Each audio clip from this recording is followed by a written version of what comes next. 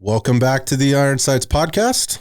This is another episode of After Dark, and we're here with the beautiful Kayley Gunner. Kayley, welcome to the show. Hi, thank you for having me. I'm super excited to be here. I'm excited to have you. Thank you. We got connected through some close mutual friends. Yes, the Cook Boys. Yeah, who were just on. So they're amazing. If you need a good trainer, hit up the Cook Boys. Yeah, shout out to the Cook brothers, man. Body. Jordan and Callaway, two of my very good friends. Love those guys, and don't get to see them enough. But when they said, "Hey, we have this really, really great friend of ours that you should have on the show because she's got a really great story," and just generally a really great person, I was like, "Well, if you say so, guys." So, thank you, guys. Yeah, I trust them 100%. They lied to you. I guess we're gonna find out, right? Let's dig in a little bit. So I guess just kind of jumping right in here, I don't know much about you, right? And the only thing I really know is kind of what you've provided me in the short time that we've known one another, which is very short. Yeah. And there's not a lot of information you can gather from, about your background and kind of where you're from because you're in the entertainment business, you're in the adult film business. Definitely, yeah. So if you basically run a search, or if I get into your Instagram or whatever, I'm seeing things that are very much about what I would consider the brand. Mm-hmm. Is that? Exactly. Yep. I try to keep my military life completely separate, except the fact that I was a machine gunner in the military. So I'm excited to be here and talk more about that because my fans don't hear about it a lot, honestly. Yeah. So let's get into it. So let's back it up even a little bit further then. So tell me about you grew up in the islands. I do know that, right? Yeah. So let's talk about that. My parents were both in the service in the Army, and they ended up retiring in Hawaii. Okay. So I grew up on Oahu. It was an amazing experience. I definitely am spoiled. I definitely can't surf anywhere else.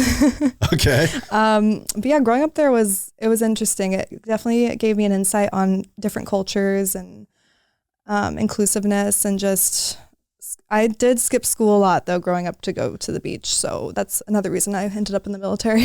So I lived in Hermosa Beach pretty. For a couple of years.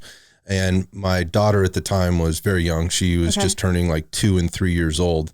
And we had neighbors and friends that had older kids. Yeah. And I literally lived like a block and a half back from the water. It was an amazing experience. If you've lived near the beach, and I don't have to describe it to you, it just provides and so many different things. But what I did hear from parents that had older kids was that it's really tough just kind of in general to raise a kid. A beautiful place like that. And honestly, the school systems over there aren't really, they're a little behind compared to the mainland. So you learn a little slower than most kids do. So it kind of feels like a daycare. So when you're skipping class, you don't really feel like you're skipping out on anything. You're just kind of. Ooh, that's interesting. Yeah, that's some tea. Well, I mean, again, huge distractions there. I mean, I'd want to be at the beach there every day. Yeah, there's bus stops outside of every high school. So kids just hop on board with their bikinis and board shorts and head out. Yeah, the teacher didn't cancel class today, so I'm going to go ahead and do it for her. Yeah, exactly.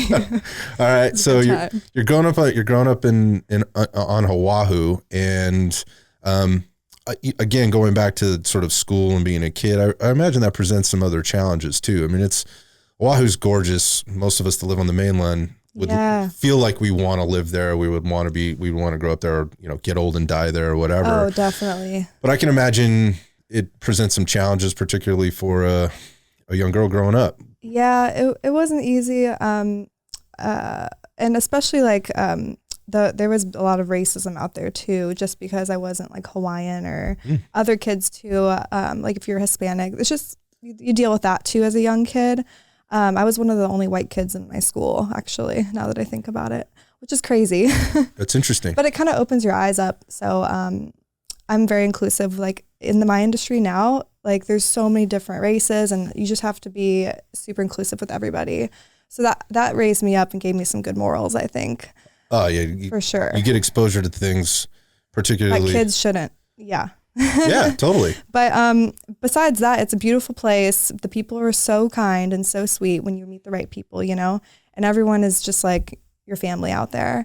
So that was good. It was different being a military kid for sure, though, because my parents, like my dad was never home really. He was deploying so growing up, I didn't really have my dad in my life until later on, like high school. So I'm a dad. Yeah. And I've got, a stepdaughter and another a 19-year-old daughter, and I can tell you, I recognize how important it is for little girls to have their dads around. Father figure, yeah, definitely. So when you said both parents were in the service, what branch are we talking about? Army. Okay. And so they're both in the Army. Now, are you living on base or are you living off base? No, we lived off base. My dad went through some things in the military that he ended up having really bad PTSD. Mm-hmm. So we had to live as far away from any base as possible. But he loves Hawaii and he'll be there forever. Yeah. He's a surfer for sure. I'm sure. I mean, taught me how to surf. That's what I'd be doing every day if I was there. Have you taught your daughters how to surf? Or do you go out? I got one that doesn't want to have anything to do with it. Oh. She thought she did, and then the younger one, she's a little bit more out there. She's a little bit more ready to go. I took her out with the body boards, the boogie boards, and kind of get started there. She's the younger one? Yeah, she's 9. She's about to be 10. But if you ever can go out in the water together, catching a wave together is like a different connection. You know what? So here particularly, so we went through, when we were going through the COVID thing, I don't spend enough time by the beach. I love the beach. Okay. And I don't spend enough time there, but during COVID, I own a gym. We were shut down. It's California. Yeah. And so we were trying to get out kind of as much as we could, but everybody else was going there too. So that was kind of one thing. Yeah.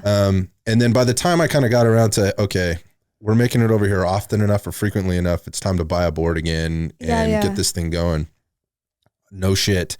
I probably bought the board a week before the big CZU fire started up in Santa Cruz and basically shut down the entire area. Oh, wow. And it wasn't too long after that, actually, where we were able to open up this outdoor gym that was like just down the street from us so we could operate. We'd been working on it for months, and we finally got it going. And then after that, I just kind of lost some steam and didn't get out anymore. And so I haven't been over there as much. And you're right. I need to get out there and I need to take It's her. like therapy. Totally. It really is. Yeah. Connecting with nature is that for me. So you jumped on the train with the outdoor gym situation. You have to, right? Or what do you do? We were fortunate. I feel blessed that we had the opportunity to do that. Yeah. Not everybody did. Mm-hmm. We don't have any space here at the gym like on our property to be able to operate that way. Yeah. And so there's a parking lot that belongs to the city that's attached to the local LGBT community center, which is literally like, I want to say 50 yards from our door. Oh. And so in working with the president of the community center, she was awesome. And she really advocated for us at the city level. And we were able to kind of take over the parking lot. We put up some equipment, erected like a jungle gym or a rig or whatever. Okay. And we did operate. We operated there until February of 2021. Okay. Wow. And it was hard. It was a crazy time. I just got out of the Army right before COVID hit. So I was jobless and living in Airbnbs out here trying to find an apartment during the beginning of the pandemic. And it was scary out here. It was nuts. I mean, there was riots too with the BLM and all that. And I had to leave. I went home to family for a little bit. It was just wild. Look, I don't blame you. I was just covering this part kind of with one of my other sort of a co-host on the show, JP. And we were talking about that because I live down here. Yeah. I live blocks from literally a big city block from here. And yes, the riots were happening. It got nuts. It was a miserable time. And this is one of the, in terms of restrictions, this was one of the most restricted counties in the entire state. And gyms and salons and, a few other places were very, very hard hit. So it was very hard during those times. And so I think just going back to connecting with nature and being out on the water or camping or hiking and just being outside, going out with the bow. There's a documentary about when the pandemic started and there's like the birds are out chirping and the nature just like picked up a lot more when we weren't out destroying it. It's like an energy, right? Yeah, totally. And exactly. And it was interesting how many people got either connected with it or reconnected with it. I did a lot of traveling during that time, actually. Yeah. Cece and I were traveling kind of all over by road as far as we could get away for a few days at a time. And we were seeing like national parks and going just to go places that we hadn't been before. And so was everybody else. Yeah. And while I was a little bummed by that, because it was like, we went to Zion in Utah and Bryce Canyon on one of these trips. Walked into Zion and it was like Disneyland down there. It was that many people. Wow. It was like, it almost ruined the experience, but then you get back in there and you're like, looking around, and it's amazing. But isn't it crazy? The pandemic just like changed so many people's lives. I mean, it's very sad. There were a lot of deaths, but also it pushed people out of their comfort zones. I feel like 1,000%. I know it lit a fire under my ass. I've made a brand out of nothing. Right. So. And so many people have, made those decisions, and you're seeing the effects of people maybe that didn't make those decisions and like are now they were thinking, well, this is going to be over soon. Yeah. And, I'll just go back to the way it was, but things aren't the way they were. No. And they're quitting their jobs, and they're not sure, they're lost kind of on their journey or their path. And so I reconnected with nature and kind of got real focused and made something out of nothing at the time and tried to keep the thing alive, and like so many other people did. We were resilient. Yeah. Sure. Yeah. It taught you. It definitely taught people that. It also taught people a lot of other things, unfortunately, that I don't think were as valuable. But resiliency is, it's a perfect word. You either are or you aren't. Exactly. But in those situations will help you with that. But let's circle back to Hawaii real quick, and you're sort of growing up there, and talk about the growing up as a military brat, if you will, because that's significant in terms of some decisions that you made in your life. So, and you mentioned some things about your dad there about having some PTSD, and I just wondered if you might be able to talk a little bit more about kind of what mom and dad did in the service, and I probably because it absolutely influenced kind of next steps in your life. Yeah. My parents were kind of pushing the military thing on me, but I was spoiled in Hawaii, and I thought we had it all together. So I was like, I don't have to worry about school. My parents are going to give me their GI Bill. I don't have to pay for college. I really got a big head on my parents being in the military, but my dad was struggling a lot with PTSD. So there's only so much you can do when you live with someone like that. So my senior year, my parents split, and my world like crashed because we were broke and living at two small incomes. Because when you retire from the military, you don't get paid a lot, honestly. So, let's go back. Sorry, I love to go off topic, so just feel free to. We'll try to steer this thing around. It's but fine. my mom, she was a sergeant. She got out as a sergeant like I did, 5 years in the Army. Okay. She was one of the first female airborne females in North Carolina. Wow. So she's pretty much a badass. Yeah, she's badass. I'm not brave enough. I didn't go airborne, but I wish I did. I kind of regret that. But good for her. Yeah. And then my dad, he was definitely a hero. Special ops, worked with Delta Force, and he did a lot of shit that I can't talk about. I'm sure he did. It definitely screwed him up a lot. So he deserves all the disability that he can get. It's finally, I think, being talked about. You got so many ex-war fighters that came back, and people that, Delta is the A+ team. Yeah. Right. You certainly have teams within the teams, right? But when you're talking Delta, you're talking the Navy SEALs, basically. Yeah. You're not a human, you're a weapon. 1,000%. Yeah. It's wild. I've had enough conversations with guys that came out of, I don't have a military background, but I've had enough conversations with them, and I've had conversations with some of their family members to understand how devastating those experiences were and are, and the challenges that they have coming back, being programmed. And it's almost, I want to talk about this word, they're almost dehumanized. Yes, exactly. They're turned into kind of this. It definitely takes someone who's also, I think, like an adrenaline junkie, because once you get away from deployment and come home, you're kind of like, what's the point of life? I need to go back. Yeah. And they don't want to stay home. And that's why I kind of grew up a little bit without dad. Yeah. Yeah. How do you come back from being on the front lines, high speed, constantly adrenaline rush, just cortisol adrenaline. And then they're like, here's all this time off, and then you're sitting on your couch watching TV after going through all that with your boys and like all the weapons. It's like, I couldn't imagine what that was like for you. Oh yeah. And having feeling like maybe dad's choosing this over us, or and your mom for that matter, and being in that situation. So, it took me joining the military to understand, though. Now me and my dad, he's my best friend. Before we weren't very close, but now I can't live without him. But it took that for me to understand what he went through, So let's talk about that. So you graduate high school, I assume. Yeah. So I graduated high school. We actually moved to some random, and I was this girl living in Hawaii, ditching school for the beach every day. But we had to move away from my father. He started, actually, I'm very proud of him. He started a marijuana business, but my mom didn't want that happening around us as kids. Didn't approve? Yeah. So, and marijuana is actually really great for PTSD. actually, now that I think about it. But anyway, we moved away to some really small hick town in Ohio, near my mom's family, so we could finish high school there. Wow. How about culture shock? I know. So I made it 6 months there, and I was like, I can't do this. And as soon as I graduated high school, the day after, I went and moved in with my dad back to Hawaii. But I kind of had to take care of him. He definitely, the military, when they medicate you, they give you way too much, I think, than what you really need. So he started, he had addiction issues and just with the PTSD. It's a common tale. Yeah. So I moved in and basically took care of him for a year. And that's when I was like, okay, I need to change what I'm doing and join the military because I can't take care of my dad forever and be a waitress. Like I was literally paying my bills. That's what you were doing. Yeah.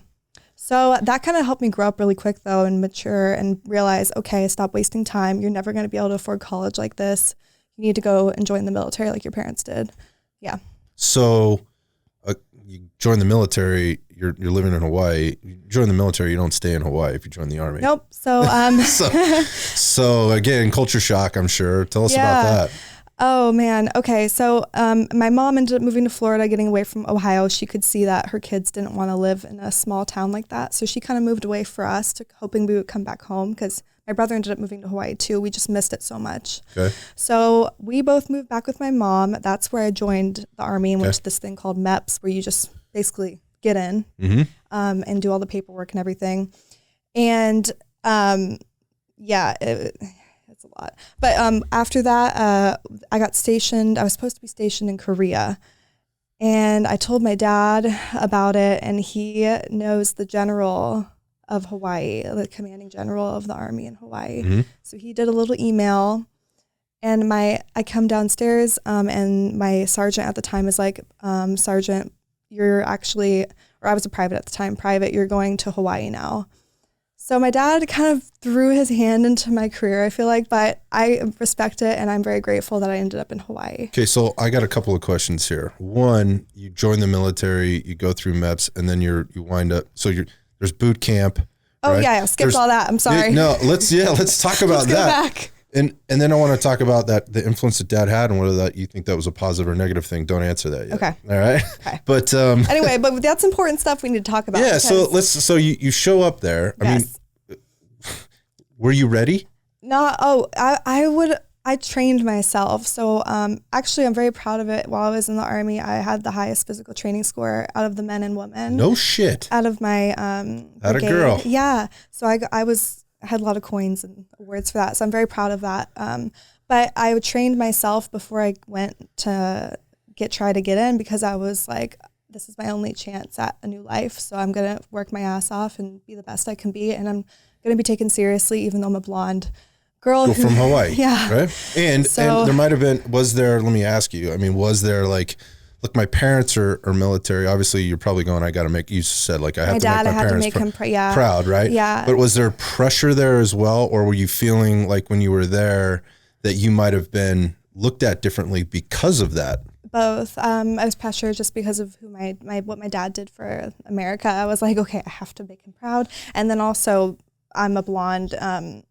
I'm not very book smart. I mean, if I applied myself, I could be, but coming into that situation, yeah, I got you. So I just wanted to be taken seriously. I didn't want to be shit on in the military, basically. And my dad told me, he's like, just play the game. Like, just don't speak, don't cause attention to yourself, and then you'll go far. And just do the work. Yeah. Do the work. And be the best that you can be at whatever you do. So, which is the motto. Yeah. Right? So you're training to get ready for that. So I just ran every day. I did push-ups and sit-ups, whatever the physical training thing or physical training requirements were. I was like, I'm going to exceed it just in case. So when I get there, I'm extra prepared. So I made sure I was out pushing the standard and out sit-upping and out running the standard. So when I did arrive, they were like, holy shit, this girl can fucking run. So this work ethic starts early, in terms of your military career. It's, motivation. I think anyone who kind of comes from like a place and they're like, okay, I need to get out of this. They're motivated to work hard and bust their ass to get what they want. You just hadn't been in that situation until you had to go back and take care of your dad. Yeah, that's what it took for me to, and my parents splitting. That was honestly a blessing in disguise for all of us, I think. Wow. Yeah. Wow. My parents are very happy apart too, so it worked out. That's good. Yeah. I mean, So I went in and there was a point where you had to choose your career in the military.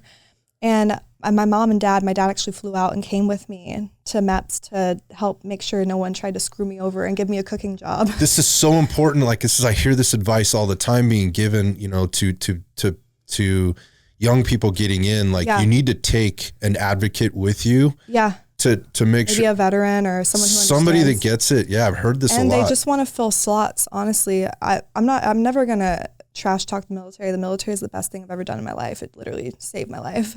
But a lot of people who are recruiters, they get paid based on how many people they can bring into the military. Right. So they just want to fill slots, and the Army is like, well, we need more cooks. So they're like, okay, well, these are the only jobs available. That's not true. Right. Like, you guys are full of shit. That's not. So my parents came, and I didn't know that at the time until I got in and learned, you know.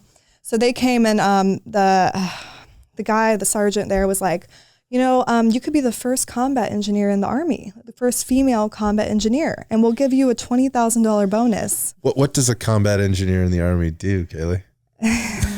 They are in the field 24/7 eating shit, basically, right. Yes, in the rain.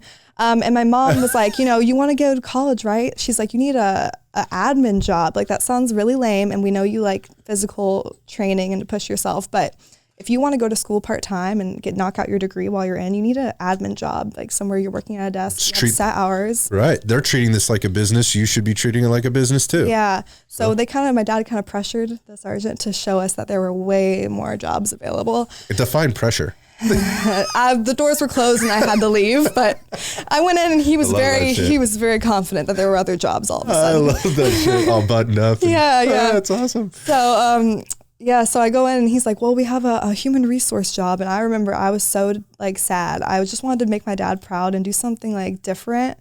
So, but my dad even was like, you'll be dumb if you don't take that job. Like, that's the bread and butter of the Army. You'll be able to see all the open assignments. You can see basically all the admin on anyone in the military. So, and I'll have time for school. So I just trusted him and I took the job, and I'm so thankful I did. I ended up getting assigned as a machine gunner for a combat unit. So I got to do badass shit too, even though I worked in an office. So it all worked out. So let's time this out. So you go into this admin job. Talk to me about what the admin looks like for you on a day-to-day. What's the day-to-day look like? Like slotting like combat power, how many soldiers might be injured and undeployable versus who is deployable. Just like, it depends really where you're stationed, because each duty station, you might have a different type of HR position. Okay. Like for the combat unit, it was all about combat power. Like the colonel only cared about which guys can deploy, which guys can't. Do we have enough people to fulfill the slots? If we don't, where are we going to get them from? Job, like the cooks, the infantry, the scouts, like every position you can think of, the fuelers. And so it's a lot of pressure, but it was worth it. Yeah. So then there's this other side though, when you go in, that you qualify, right? And again, you just said you qualified as a machine gunner. Talk about that. So there's all kinds of, you know, even though you might be we call it, I think it's called a pogue. It's like a paper pusher. Right. Even though you are one, you still have to be able to deploy and pick up a weapon just and like fight. Anyone can. Right. So yeah, I was great at qualifying on my regular M4 and M16, just because, like I said, I want to make my dad proud. So he was a sniper. So he would take me to the range. He was a sniper for Delta Force. He was special ops working with Delta Force. Got you. But he would still have to do all the training they did. But he brought me to the range as a kid in Hawaii, and it was really fun. The kind of ranges he would bring us to weren't the target ones. It was the ones where you have little statues that you would shoot. So you had to be very like efficient with the little tiny statues. But it trained me so well, because I was doing headshots and all my qualifications. I was killing it. So you're killing it from a physical fitness perspective, right? Yeah. You're smart because you kind of understand the game that they're playing, right? So you're not getting yourself into trouble. You're staying under the radar, except when you're qualifying or you're having to perform, and you go out on the range and you're killing it out there. Just be good at whatever you do in the military, and you will go so far. And also, they do favor colonels, you know, especially combat units. They favor people who are efficient on their weapon and can train. That's mostly what they care about. You can be as dumb as rocks, but if you can push and you can shoot, then you're like the star, basically. So I learned that early. So I just maintained my physical training scores and my qualifications, and eventually they made me a machine gunner. So I got to be up on the vehicles, and it was really cool. I did go to the field a lot though, so I kind of got the shit end of the stick in the rain all the time with both my guns, like barely able to carry them. Oh, your rifle, I had to have both, your M4 plus. And all the so let's talk about belts. that. Yeah, let's talk about this machine gun. So you qualified on which 240? The 240. Gun? So this is a 7.62 belt-fed machine gun. So for people that don't know what that is, this is a badass motherfucker. Yeah. It can be shoulder fired, but you don't necessarily want to be doing that. Yeah. Right? I liked laying down with it a lot. Right, it's got a bipod. Yeah, I was actually better on the machine gun than I was the M4, M16. It's just, you don't have to be so efficient with it. It's just kind of bursts in a way, you know? Right. It was so fun though. I'll never be able to do that probably again in my probably not. life. So I'm really thankful. Well, there are events actually you can go out to. I've actually been a part of a few where on occasion, not in the state of California, you have to leave the state, but you can go out and they have some of these military grade weapons that you can kind of experiment on. I have not done this yet, but I've seen my friends have had opportunities that live here in the state to go to the other places and do this. This isn't like one of those funky like ranges you can go to like in Las Vegas or Arizona or whatever, where you can shoot whatever you want out there. They got everything out there, but where they have people that are trained and will take you through it and you can actually do some stuff. But if you're a weapons junkie, then it's like a high for you when you get to do it. Yeah. And again, people would be like, that's just weird. Why'd you want to do it? Well, until you've experienced it, don't knock it till you tried it. Exactly. But going back to this weapon, so you've got a fairly sizable weapon. This is a true sense. This is a machine gun. Yes. It's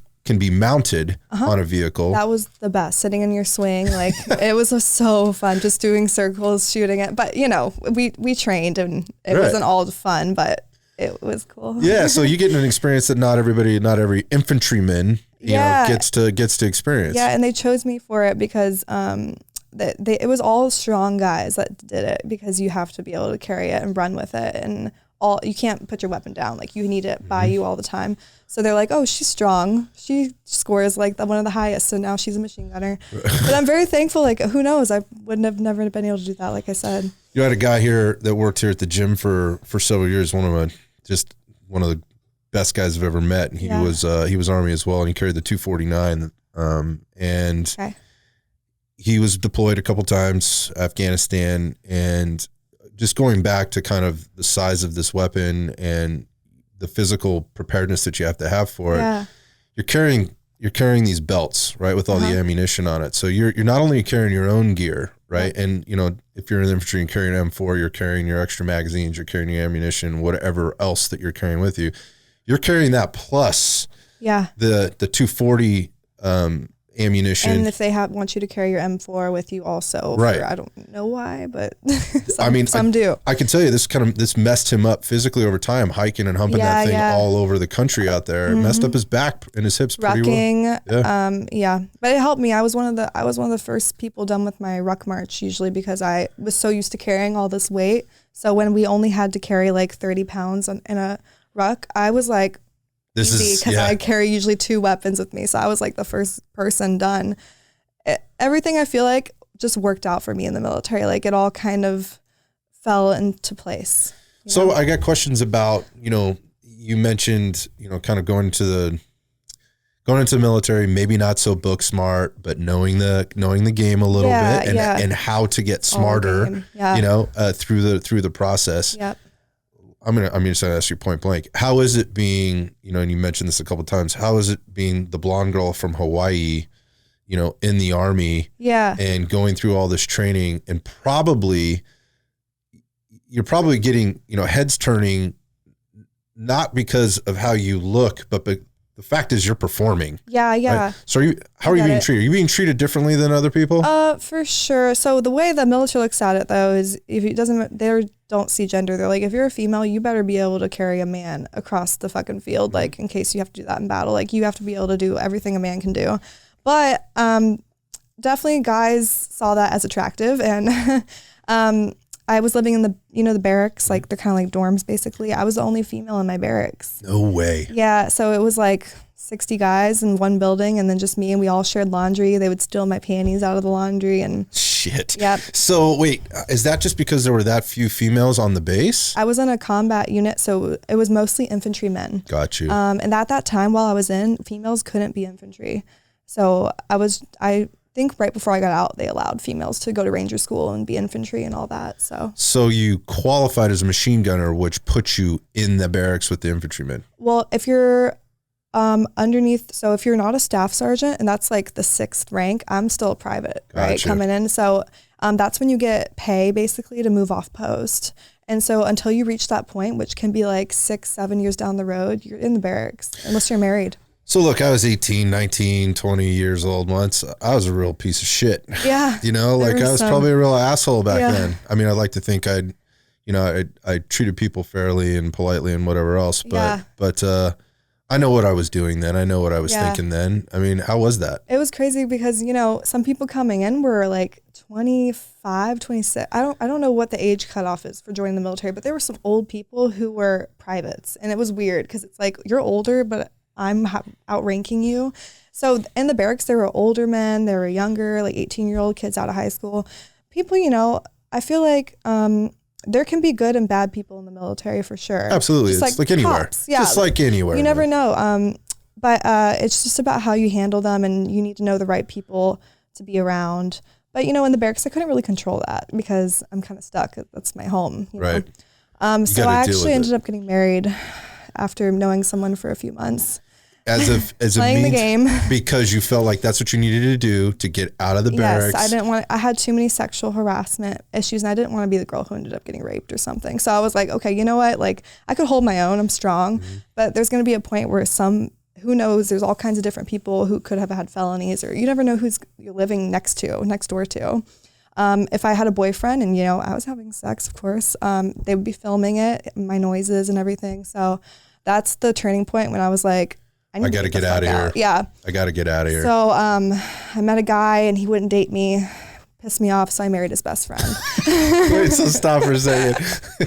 That's great. So, all right. So the ultimate I mean, you're dealing with dudes, right? And dudes can be awful, right? Yeah. It can be the same on the other end, but you're dealing with a bunch of dudes that can be awful, right? So what I understand is what you just described is actually common practice. You know, you as a female particularly, I got to get the fuck out of here. It's a little bit about safety. It's a little bit just about quality of life. And as a result, you know, divorce rates are very, very high and abuse rates are very, very high. And there's all this stuff that goes on there. Yep. So talk about that. So sorry, you said you met a guy, he wouldn't date you, so you married his best friend. How did all this work out? Talk me through this. Oh, man. Okay. I was dating he's the cutest guy in like our brigade, and I was like, he's the one I want. So when he didn't want me back, we dated for a couple like months. I got close to his best friend, who was also very attractive, and I convinced him, you know, we're dating, so marriage is like basically the same thing, but we would get to live off post. And I kind of convinced him to go to Starbucks with me and sign some papers. And we just ripped it off like a Band-Aid and got married, and ended up in a house with 2 dogs and played the game. No, we were off. We got as far away from base as possible, and got a really nice place. Actually, I can't even believe I was living in Hawaii in a beautiful luxury. Yeah, it was crazy. But I was in love with him at the time, like a boyfriend. But we were together for 2 years. Yeah. And so, did he get deployed? No. He was a mortarman though. He was badass, like one of the strongest guys. But surprisingly, my unit never deployed while I was there, but we trained so much. Trained all the time in the field, which is surprising that we never deployed. What year is this, by the way? So when did I join? 2015. And then I got married in 2016. So I was in for almost a year before I got married. I mean, there's some hot shit going on over in Afghanistan at that point. Yeah, and Korea. And we were Pacific Command, and Trump was president, so we were all worried because, high alert. Because we were the ones who would go, but we didn't end up going, so it worked out. Yeah, I mean, I do wish I did, but then you see people who come back fucked up, and you're like, okay, maybe I'm lucky, you know. But you know, you join and you train because that's the end goal is to go. And there are guys who get disappointed when they don't deploy, you know, and that they'll stay in for like 20 years just hoping that they get a deployment. Yeah, it's a double-edged sword, I guess. All right. So you get married. Yeah. You're with this guy for 2 years. I didn't tell my dad or nobody. And, no way. Yeah, until I got divorced. And then all right. So how do you keep that is it because you're not really talking to your dad anyway? No. We were close now. I was in the military and he got me moved to Hawaii, remember? Gotcha. Okay. So I'm there and I would go over to his house all the time for dinner, bring my boyfriend, who was my husband. And we would just play boyfriend and girlfriend, but we really were. We just had a certificate that said we were married. You're married. Yeah. Which affords you some things, right? Obviously living off base. Yeah. And honestly, like you don't get paid a lot in the military. So we had like no furniture, but we lived in a really nice apartment. Yep. So you had a little bit better quality of life. A little bit. Yeah. All right. Wow. That's an interesting story. All right. So how does it all end? Man. So, he gets in trouble. So he ended up, I didn't know, but the day before or the day after we got married and we signed the papers, we went out and partied and celebrated with our friends. Well, his friends mostly. He had a lot of guy friends in the military. I mostly had friends from high school still in Hawaii. Right? Still there, right? Yeah. So I didn't really mess with the guys and hang out with them too much. But one of the guys ended up doing cocaine in a parking lot, and we were near a base. And some military police saw them together with doing this drugs in the parking lot. And I'm in the car waiting for my husband, thinking we're about to drive home, thinking he's peeing. Right. And then, and they're very strict on drugs in the military. Yeah, it's zero tolerance. You're out. So, and I had a high, even though I was a specialist at the time, so I wasn't a sergeant, like I wasn't in a leadership position. I still worked with like next to the colonel doing paperwork. Good. That's a bad look on me. It's a bad look. And for them if they keep you around. Yep. Yeah. So I was involved because I was near them in the car waiting for him. So I still had to be processed and everything, but we did urine tests and mine came back negative, obviously, because so I didn't know I married someone who does drugs does that and was stuff. Dealing. And Dealing even? Yeah. I found out he was hiding it in my house. Holy Crazy, shit. That's right? a whole nother layer. Yeah. And my dad was, he was dealing with addiction at the time. So it was all like awful. I'm like, who did I just marry? Like I just signed papers with some stranger basically. Yeah. So that was a mistake on my end. You don't marry someone after 2 months. I guess I'm not too surprised, but at the same time, it's a tough thing to deal with. Yeah. So a lot of these things help me mature so easy though. Like I'm very strict now with dating and like I barely date now. I'm very focused on my brand, but so he ended up going through, I think he lied to me and kind of was trying to say like, oh, our urine tests got mixed because mine came back positive, but his was negative, but he was the one who did drugs. Jesus. Yeah. So I kind of, I knew the colonel and I was fighting for him to be able to stay in and showing him like all the regulations saying like, you have to lock up the urine in a safe for this many hours and then turn it in. It was in someone's closet for a month and they didn't follow the procedures. And I'm HR. So my husband, I think kind of like used that to his advantage and was like, you should go, help me fight for this because look at the regulation says this. Yep. But I was in love and I'm very loyal. Like I'll fight for someone, So I kind of fought for him to stay in, but he ended up getting kicked out. And that was the moment when he realized in his head, like, I have to go home and go back to my old life in the oil field. And so he kind of, I took him to the airport. I thought we were going to go to a new duty station together because my time was ending. You only have a certain amount of years in some duty stations. So as my time was coming to an end, I was like, hey, let's go to California. I see this open slot for my position for Monterey, California. Okay. And he's like, oh yeah, drop me off at the airport and then I'll go home and talk to my parents and then try to like figure out my next steps. So I dropped him off at the airport and then I never hear from him again. Wow. And he has a baby with another woman. And then I'm thinking about things escalated pretty my quick next right there. Steps in life. Yeah. Okay. Crazy story. Anyway. That's a little wild. Yeah, there's a lot there. So you've experienced a lot by the time how old are you when all this is over? Yeah, I'm only 21. I'm just able to drink. Here, yep, cheers. Cheers. So, wow. Okay, so so did you get the transfer to Monterey? Yeah. I was like, fuck this. If this guy's gonna fucking leave me high and dry after I put my whole career on the line to save him. Yeah, good for you. I was like, he doesn't deserve me. So I ended up taking the transfer to Monterey. I had to extend my time in the Army a little longer. I was only supposed to be in for like 4.5 years, but you have to do a full year at a duty station. So I extended a couple months, but I was like, California's the perfect place for my next steps because I knew coming in, I wanted to go to college. I didn't want to stay in the Army forever. That was the plan. Was the whole plan. Yeah. Right. So, yeah, it was kind of a blessing in disguise that we ended up separating. But I was like, we're not going to get divorced yet because I'm not going back to the barracks. So I kept them. We didn't even talk. You know, he just left. You're married. I'm married. That's all they need to know. Yep. So I go to Monterey, and I get my own apartment set up. And this is my first time living on my own, obviously, because it's you went from my husband. House, barracks, or home, barracks, then husband, right? Yeah. So I go to Monterey. It's a completely different world over there. Oh, yeah. After the combat unit, though, and being a machine gunner, I felt like this was cake, right? But getting there, I learned it's a non-deployable place because it's a language institute for all the branches, like the Air Force, Navy. I have a family member that went there, yep. And so you can't, as cadre, I was cadre, you're not supposed to deploy either. So while everyone's in school, I was doing HR for all the students, in processing them into the school, out processing them, handling any legal issues, things like that. So it was a whole different HR job for me too. It wasn't about combat strength. It was a whole different world. Right. But I come in and I decide, okay, my mom got out as a sergeant. I have a year left. I want to go become an NCO, a non-commissioned officer, and be a sergeant before I get out. That was like a big goal I had. So I ended up going to this school called Basic Leaders Course. And I stuck with the really smart kid.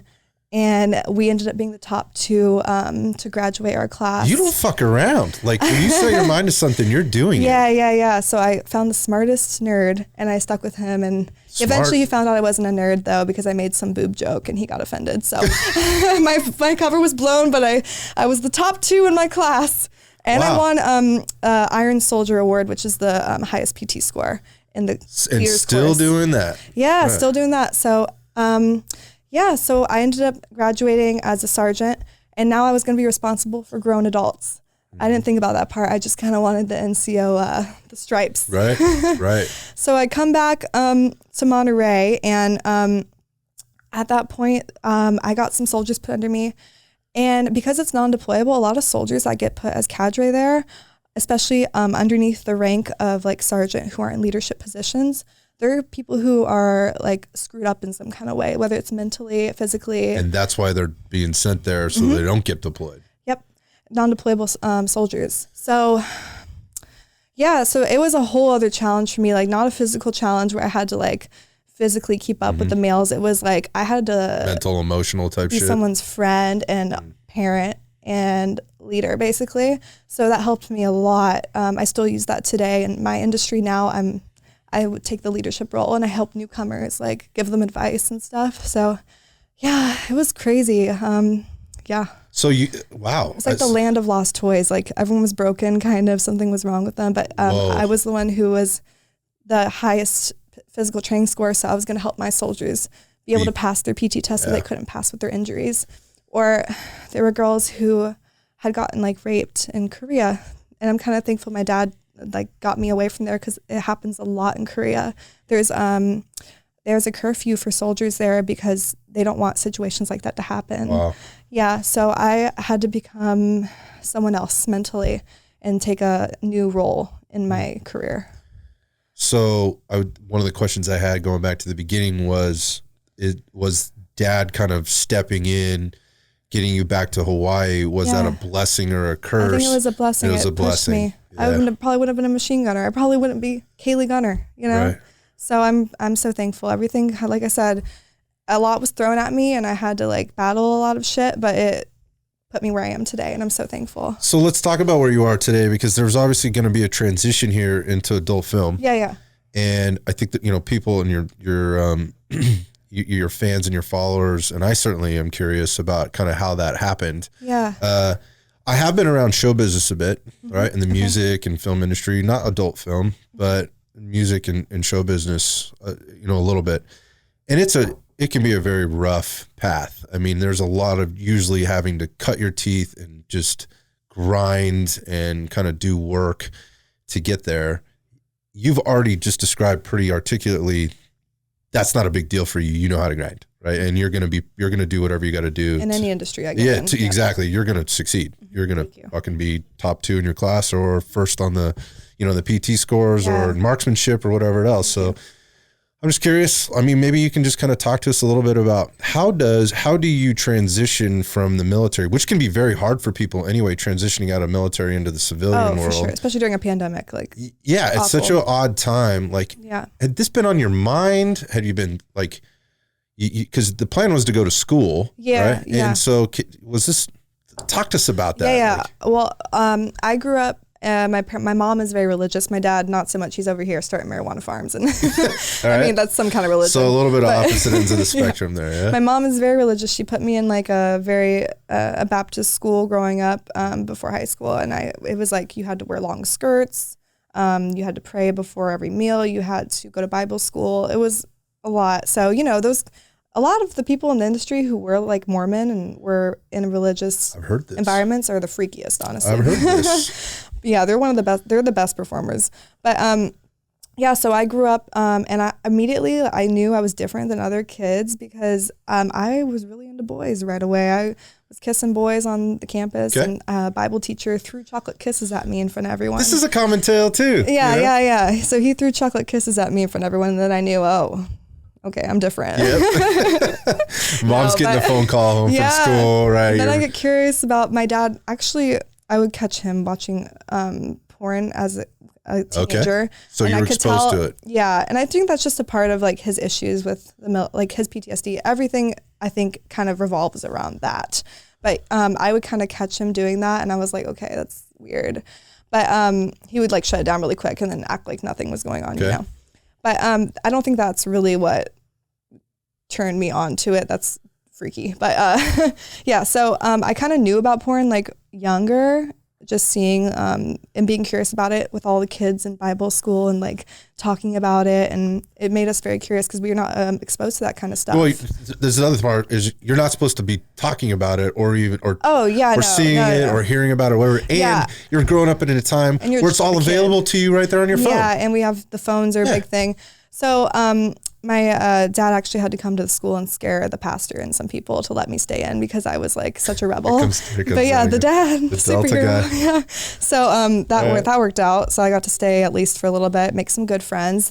You make great friends in those kinds of school though. Good people with good morals. I grew up in a secular school, a regular school or city school, county school, whatever. But I was actually in the Boy Scouts for a time when I was a kid, right? And the Boy Scout troop was attached to the church that my parents took us to. Oh, okay. And there was a school attached to the church. Yeah. And some of my best friends in my early formable years, elementary, junior high, went to that school and went to the church and whatever else. I learned fairly early that was not the scene for me. Okay. I had some really poor experiences in the church, which turned me off to, I just thought there was a lot of hypocrisy. I thought there was a lot of underhanded bullshit going on. There's a lot of backstabbing. And so I kind of learned that. But the point of this is I had some really dear friends at that time. They were really good kids, really good people, and good families. And so I had that same kind of exposure. So I feel you. Everyone has a different experience, I feel with it. Oh, for sure. For sure. And especially it depends how you're raised and your mind. Everyone's different. But you're different. I think similarly than you. I think we're about similar. Yeah, so on the same wavelength. Yeah, I think so. So in part of that is so you recognize you're different. I was calling Playboy during sleepovers, can I be a Playboy bunny? And they're are you 18? I'm no, but I can be. I'm just being the complete rebel. That's awesome. So yeah. Oh, not really. If I'm your dad, I'm so fucking pissed. But we have to get into that because my dad knows what I do. So we'll talk about that too. Let's do it. Yeah, but eventually, so I was exposed to that stuff at a young age. Some people are different too. A lot of people will say, "Oh, it ruined the way I view my sexuality or sex," and for me, it didn't. It kind of made me feel very confident in myself. Do you mean it ruins your sexuality in terms of your connection to the act of having sex? A lot of people say that now. You'll see musicians coming out talking about how porn is ruining their image of themselves and sex. It's all about how you view things. And really, we shouldn't be exposed to that as children. But, shit happens. It doesn't, you can't control everything that your kids see unfortunately. Look, whether it's on a computer, on a phone or whatever, I saw my first Playboy when I was 6 or 7 years old. Yeah. Some people see it hanging in the garage. Right. Yeah. I mean, it's with media. It's human nature. It is. But anyway, so yeah, my husband knew some girls who were cam girls. He was definitely cheating on me for sure, but with many women. Okay. But so he knew some girls who were doing cam, and we went over and they were like showing me, wow, you're so pretty and you're in the military. You should totally be jumping on this cam thing if you want to make more money, because you don't make a lot of money in the military. Okay. So they were teaching me camming basically. And then I never talked to them again after that, but I was so curious. Every day I would go to my job. So you didn't actually do this? I did. You did do it? Not yet. I would go to my job and I would just think, man, these girls are making like $2,000 in a few hours and I'm making $2,000 a month. Like it was a horrible feeling knowing that people were just doing it so easy. And I was struggling door dashing after work from 5 p.m. until midnight. You work for DoorDash? Not anymore, but I did in the Army. Yeah, that's what I'm saying. And I did this hair pyramid scheme, and I was just like, you were just trying to get paid, hustling and doing anything I could, seeing what would work, what would take off for me, because I knew I was going to get out of the military and it was time. Like I was coming to the end of my time and I needed there was going to have to be something, match my pay or double my whatever I had to do. So I tried camming, and you're not supposed to be doing this kind of thing in the military. I can talk about it now, but I couldn't talk about it then, obviously. So I went under a different name. It was Kay. I was going under that name, K, and camming, and I was making good money, more than I was making in the military. And this was about my last year in. So it's becoming a reality. Yeah, and I'm like, I can get out, go to college easy. With this kind of dough. Yeah. Yeah. So to my understanding is camming has different levels, right? There's different things going on. Maybe just talk about kind of some of the things that you were doing in your show. Yeah. I started scared to even show anything. Like I was like, oh, if someone recognizes me from the military, I'm screwed and I can lose my benefits, like everything I worked so hard for. So that's why too, I waited until the end when I knew I was getting close to getting out. And so I eventually, obviously, like over time, I was like, I'm not making enough money. Like I need to be doing more. I need to play the game. I need to just take more clothes off, or I need to do cum shows. So are you just having a conversation with people on these shows? At first I was. I mean, some of this stuff could be just hanging out in your kitchen. And now I still cam to this day, and I make good money in an hour. Just if I have an hour downtime at night, I'll do it.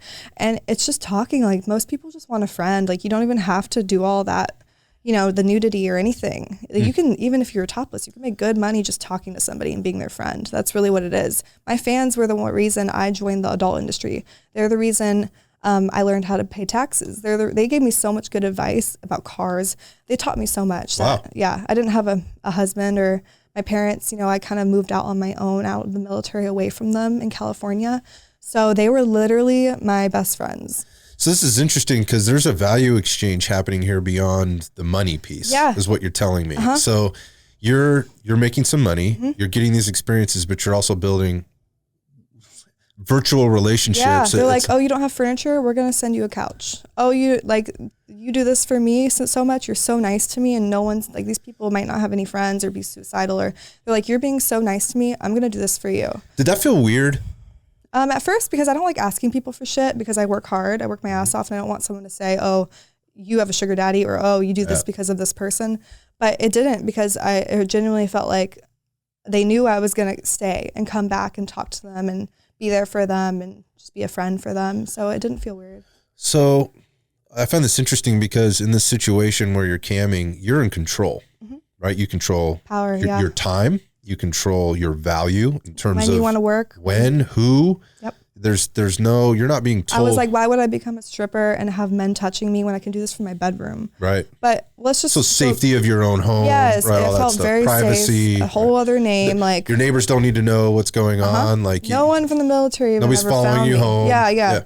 But anyway, I have to mention this too, because this is a big part of like why I am where I am. The last year in the military, we had a plastic surgeon near us. Okay. They were an Air Force plastic surgeon because it's a school and a place of education, so they don't need a plastic surgeon on site on our base.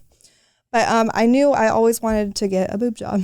Okay. So I talked to the doctor at our Monterey location, and he said, actually, I've never had a soldier go do this because they're all students. So I would love for you to be my guinea pig and go get a free one through the military instead of going out of pocket and paying $20K somewhere. So the military's paying for the new boobs. Yeah. They're big on that. If you have any insecurity, they want their soldiers to be confident, and they will cover. This is news to me. Yes. So even then, if like, you need something downstairs, they will help you. So, okay. So you're like, yeah, I'm down. So I was going to go to a really good California doctor and pay $20,000. And they're like, here's a free one. And it's the Air Force is amazing. They're right. They got the best doctors. People. Yeah. Best food, best doctors. So I was like, this is. Other branches have a problem with that. But in your case, you're like, yeah, fucking sign me up. Yeah. And so it was like a win-win for me and the doctor. I was like, this is great.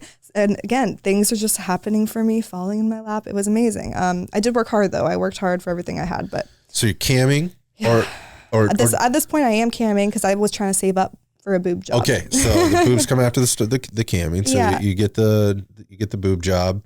And then obviously I didn't know any of this stuff because I think the next question is like, what's the transition into film? Because camming and film are very different things.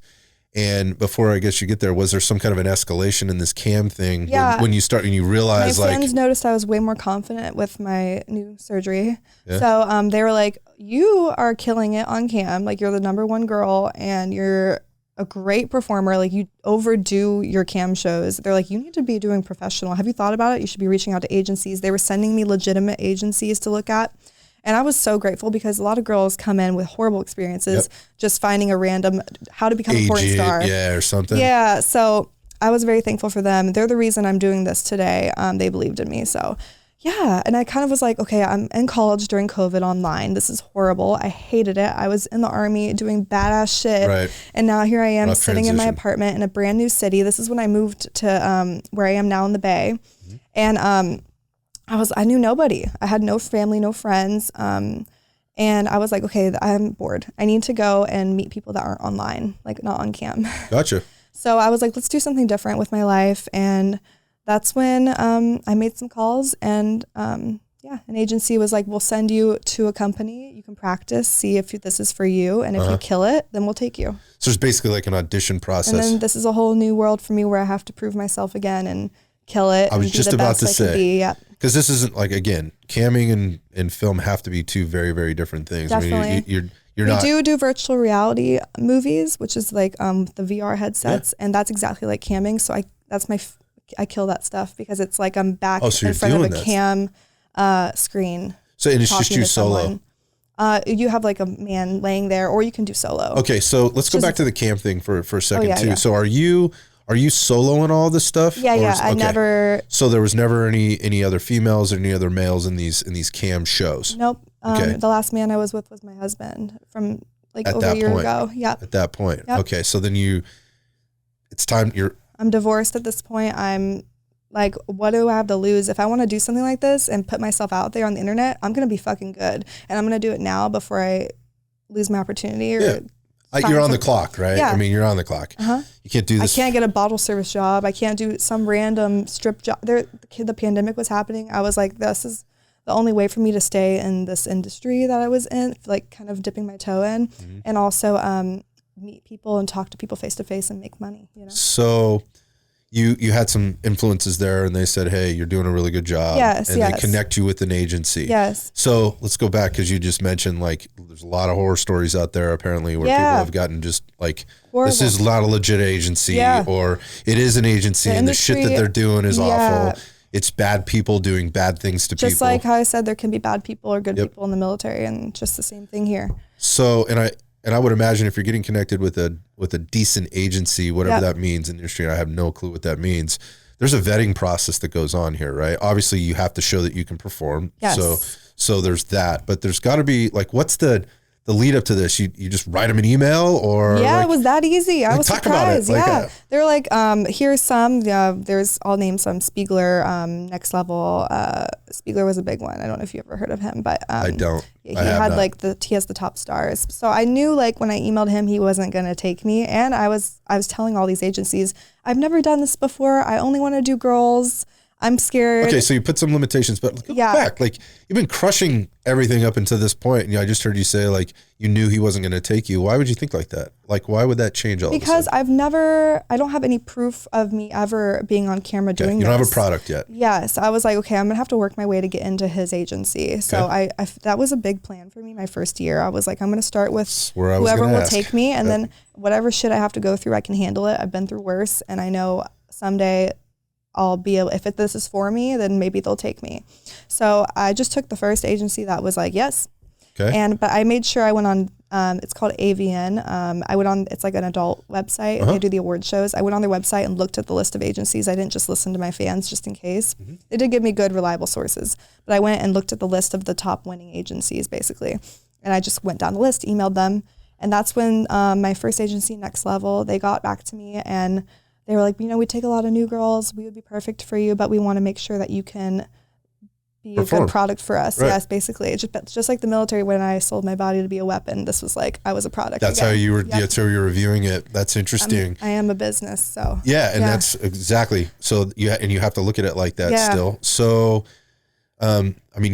you just said you hadn't been with another man until or since the divorce, right? Yes, or since you dropped him off the airport and never saw him or talked to him again. So like, how is this? Like, company, how's the company and how's the interaction? I mean, right, so you know what you're going down there for. What's the mindset? That was the bravest. Besides joining the military, that was the second bravest thing I've ever done. Was going to. They flew me out, paid for my flight and hotel, and flew me out to a random state to do this with a random person, with strangers I never met. It's gotta be scary. Yeah, it was definitely brave of me for sure.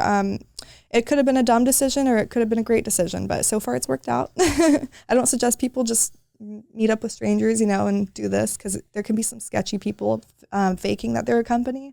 But at least I went through an agency first and I didn't just go try to shoot a random porno on someone's couch. Right. So I felt safer that I was going through someone and I had signed legal documents to make sure I'd be safe. Oh, okay. So even though I was going by myself. Again, it's a business, right? It's a business, yes. And that started opening my eyes that this isn't just some sketchy shit going on. But I go out there, I fucking give the best performance I could ever give. And I do 2 back-to-back because they liked me. So they kept me another day. They were ready to pay you or whatever. They paid me more than they were supposed to pay me. And actually, my throat closed because I wasn't used to performing that much or doing that kind of thing with my body. Yep. So when I flew back home, I was like, I'm never doing this again. Oh, really? Yeah, I couldn't drink water. I had to get an IV because my throat closed up so bad. I don't know what it was, but I put my body through the ringer basically. And then a couple weeks later, I kind of missed it, and I was back to being alone and being in my COVID apartment, talking to my cam fans and. This agency calls me and I haven't heard from them since I did the scenes. Okay, so same agency, not a different one. Same one. And they're like, can you come to LA tomorrow and do a photo shoot and sign a contract? And I'm like, and they're like, the scene is amazing and it's super popular. Okay. So I was like, yeah, this is I've never done a photo shoot before. And so I flew out and then there was a veteran porn star there and she kind of like showed me how to pose and took you under her wing a little bit. Yeah. So I'm just very grateful. And now I try to do that for other girls coming in because I had such a good experience. So that goes back to what you were saying about, kind of your experience in Monterey and having to be an adult, managing adults and their issues. And now you're getting sort of the same experience in return. Yeah. I imagine that's really important because, I don't know if this is fair to even compare, but I will say this, like I know people, I'm not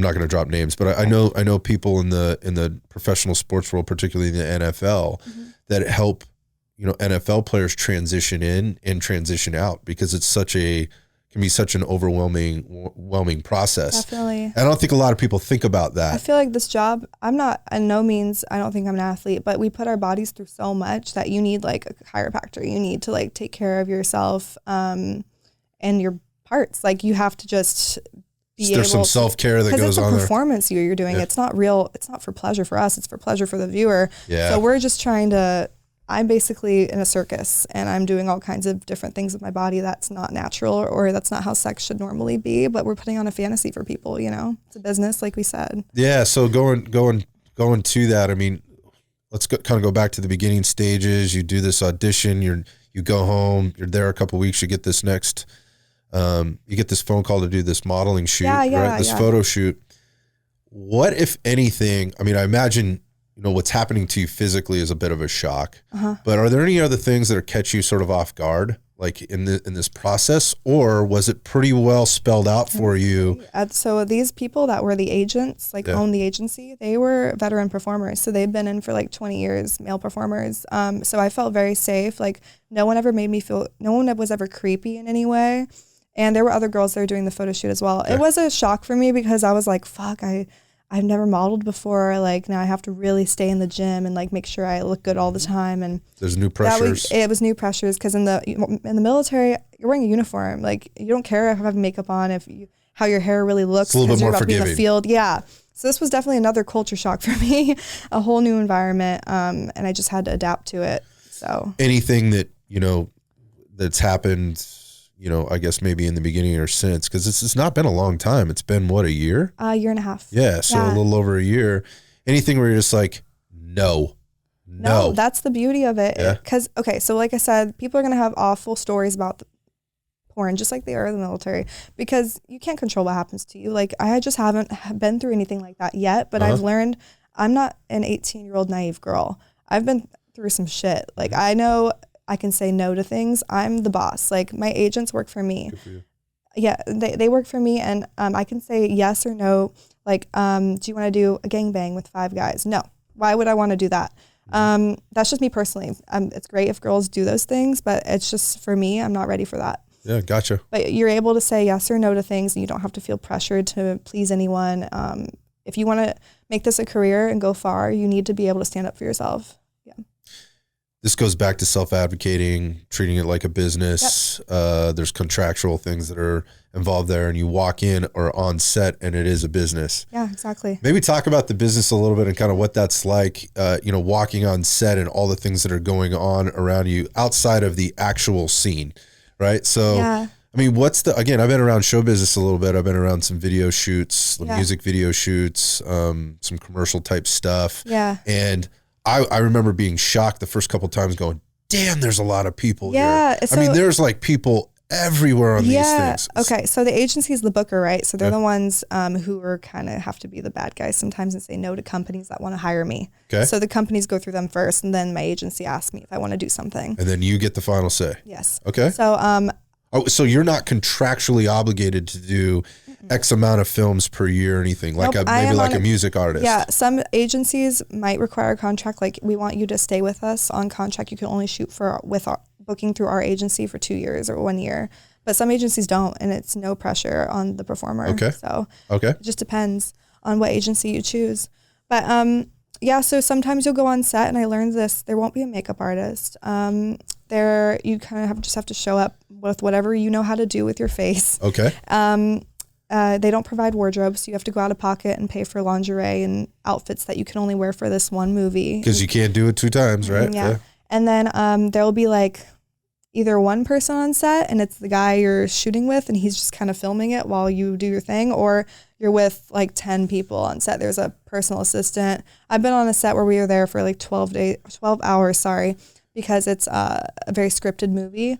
So it's acting, right? Yep. So it's a lot of script, and there'll be a ton of people there. And there was a lady who has a leaf blower blowing your hair for photos, following you around with a leaf blower. I've been on some crazy sets. Okay. And then some that are just you and a random guy, and you just show up and do your thing. I'm a lot pickier nowadays. After I've been in for a minute, I know I don't have to shoot with a random old man on a couch. I can choose who I want to shoot with and whatever makes me happy. And I want to keep this as a career. So this is some kind of a negotiation process. Sometimes it happens yes, I will do this shoot. Here are my contingencies. Yes, these are the people I love to work with. I have great chemistry with. Mm-hmm.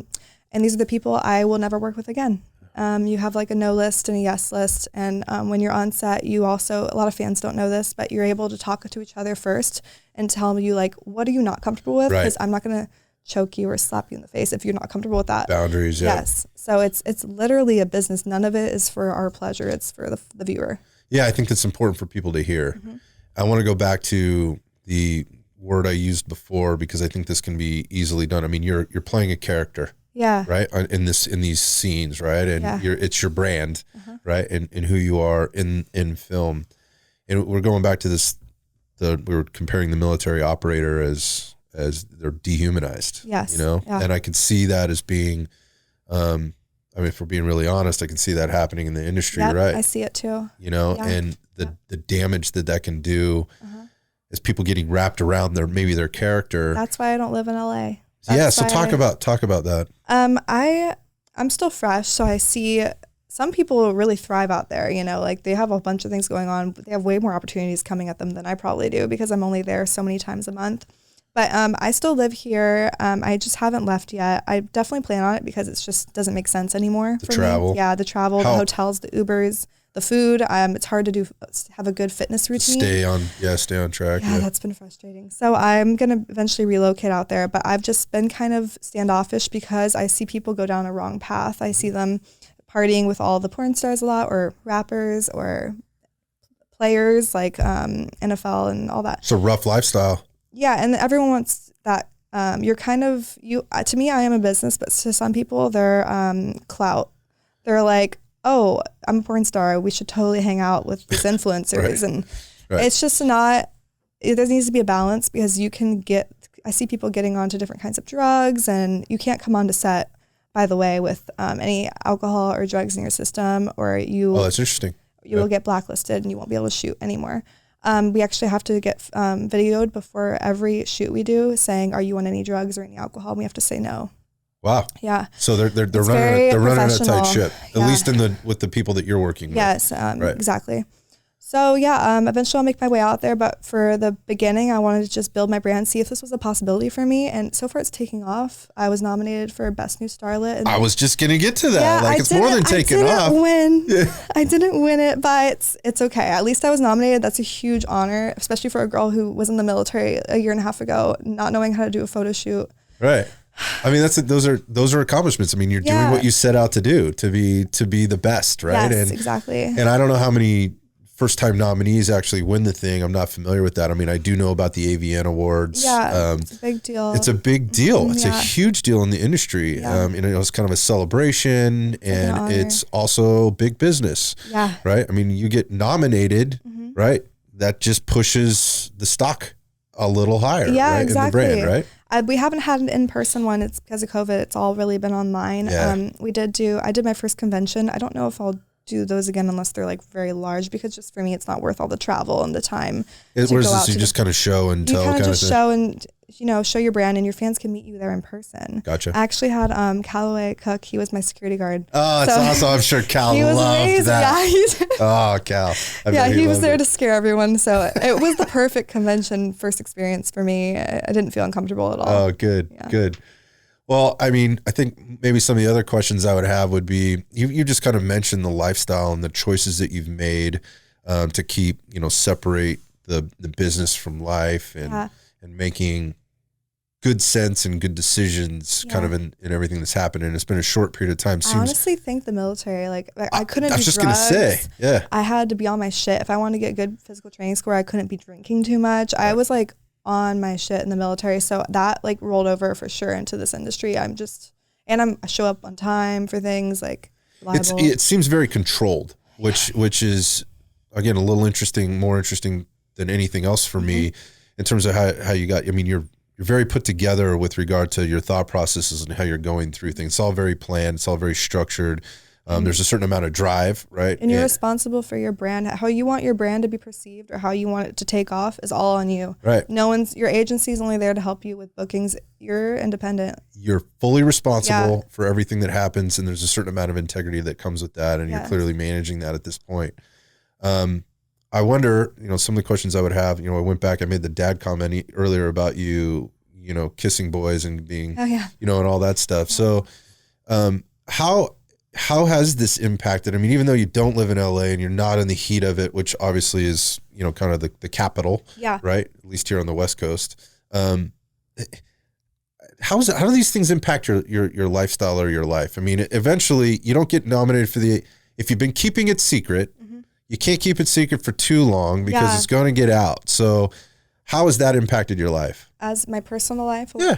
It honestly, it hasn't in a negative way. I've had soldiers reach out to me and say things like, "We're so fucking proud of you, That's Sergeant. awesome. Yeah. We're so proud." They're like, "You're amazing." I think, and then my dad, he found out, I'm with a new agency now, and they are the best of the best. Like they put you face to face with AVN and XBiz and companies that really matter. And I have never seen any agency do that. They have a manor in LA that they have everyone meet up at once a month, and we do like social gatherings with companies face to face. And I had to get on this train and hop over to this age. I was like, Spiegler was the one who wouldn't take me in the beginning. This is it, and you're there now. And I'm not with him.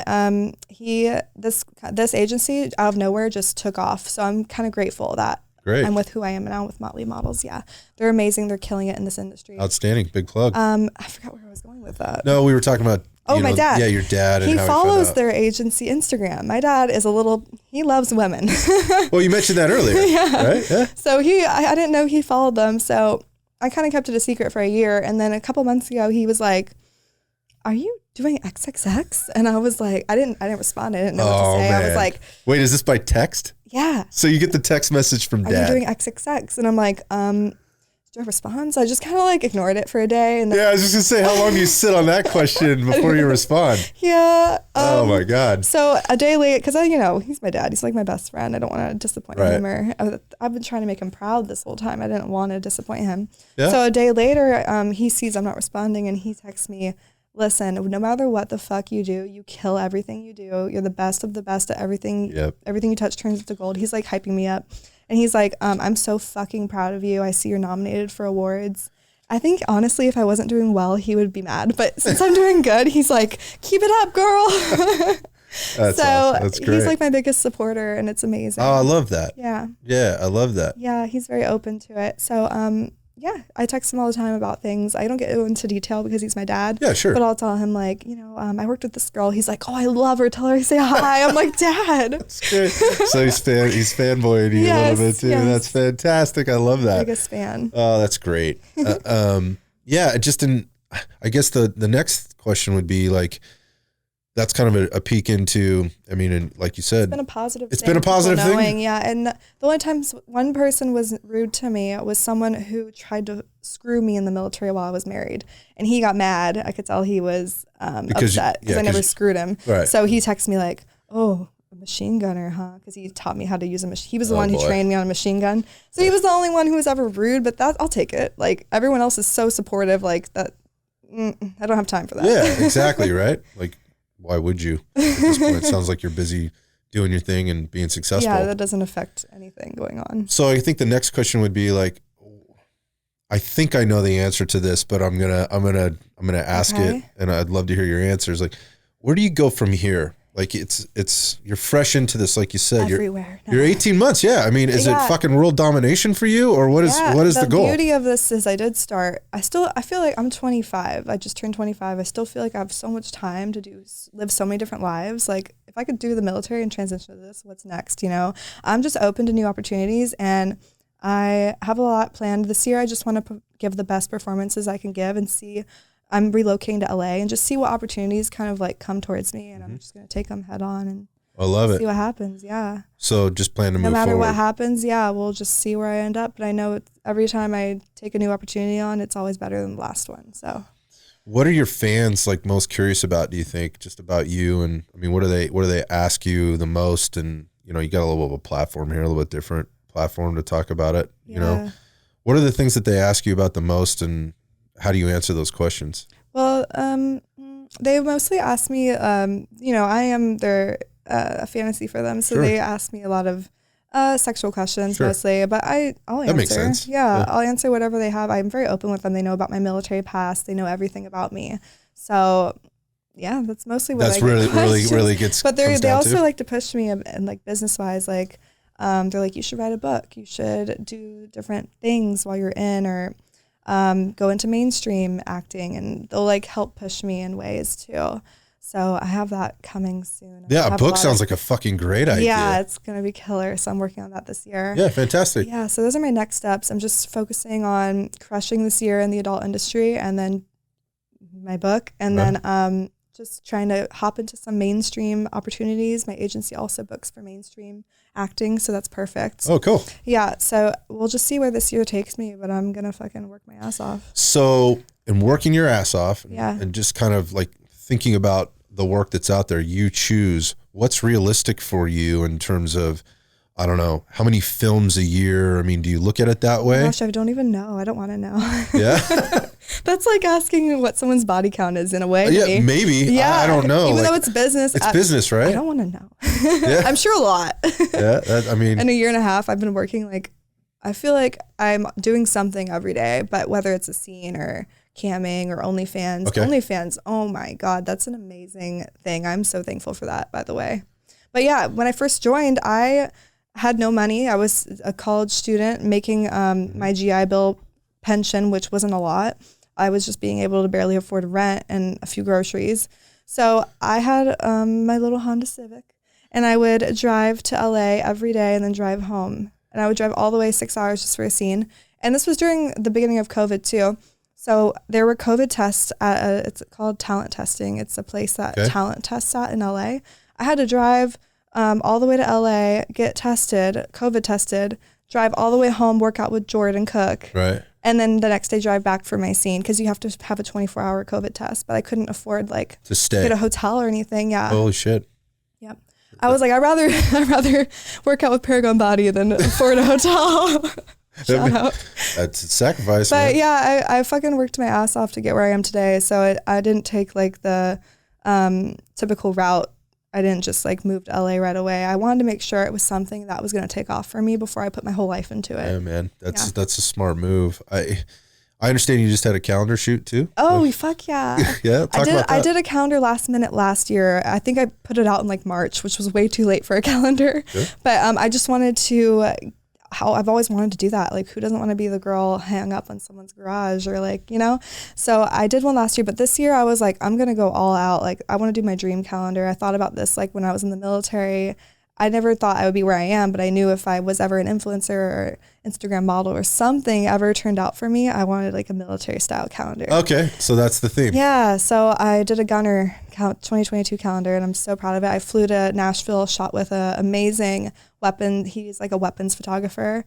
And then I shot with an amazing photographer in San Francisco just for my calendar. I like traveled everywhere. So it came out good. I'm very proud of it. Well, where can your fans or me go get it? Yes, you guys can find it on KayleeGunnerFans.com. All right. Yes. Cool. That's okay. So that's the website.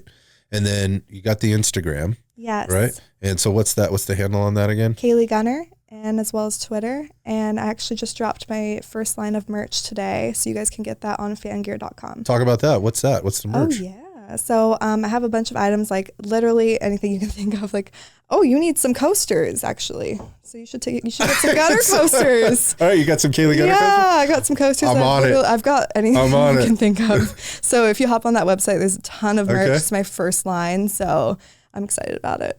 Cool. Yeah. Tons of new things coming this year. Anything outside of the industry that you're working in that you're looking to accomplish? I mean, or are you just fucking head down, like focused? This is it for me. I am 110% in. Or are you doing things outside of the industry that, you know, I don't know, picking up a new skill? Yeah. You know, what else is going on for you right now? Oh man, I am such a workaholic. I'm so boring. I wish there was something else going on, but right now I'm just focusing on relocating and just hustling this year and giving the best performances I can give.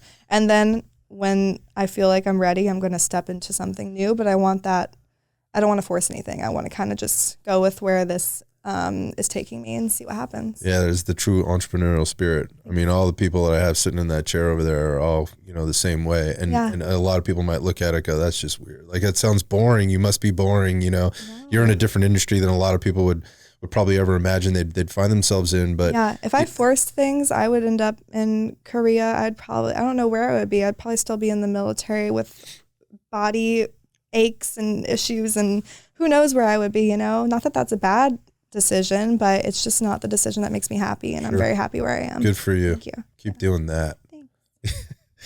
You're welcome. And thank you for coming down tonight. Thank you. Did we go overtime? No, we're fucking right on. Oh, yay. Yeah, we're doing great. I mean, great. This has been an amazing conversation. I mean, it's been insightful. Your story's amazing. Thank you. Mean, I always love having people sit here and just tell the story so matter of fact about the fact that they're working their asses off, you know, to get to where they're at. And they're focused. They know what they want. They don't accept really no for an answer, you know, and if they get it, they'll find a way to find a yes out of it somehow. They're planned. They're just kind of ravenous for success. Yeah. And I get that about you. Iron sights, man. Yeah. It all comes back to that. Exactly. It all comes back to that. So I can't thank you enough for coming down and hanging out and sharing that stuff. I'm so glad that we did this. I am too. And I'm You're my first real, this is the only place I've actually gotten to really tell my story. So I really appreciate it. I'm going to have all my fans come and watch it. I'm going to force them to. Well, I hope they find value in it like I found in it. Thank you. I have to be honest. I really think they will. I mean, going back to the whole, you know, who's on film versus who the person is.